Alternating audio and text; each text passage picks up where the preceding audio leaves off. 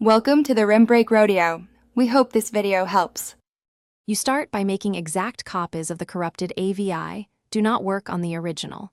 Use Virtual Dub for quick header fixes and keep FFmpeg ready for remuxing. A hex editor helps inspect the header and index. Once done, compare file sizes and timestamps to confirm a complete copy. Make a note of codecs reported by media info. That tells you if the video stream or index is missing. Now, open Virtual Dub and prepare to test simple header repairs before deeper changes. You'll try a rebuild of the AVI index first, because missing IX1 entries cause playback failures. In Virtual Dub, choose File, then Rebuild AVI Index. If that fixes it, save a new file. If the header is corrupt, export a known good header from a matching sample and splice it into the copy with a hex editor. This corrects container metadata.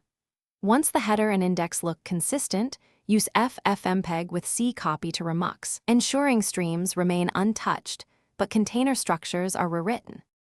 You finish by attempting content-level salvage.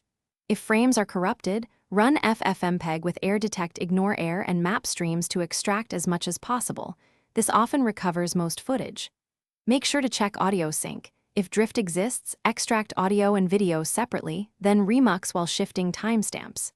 If unrecoverable, transcode to a tolerant codec like H.264 to stabilize playback. Expect quality loss. Troubleshooting tip. If the file still fails, compare.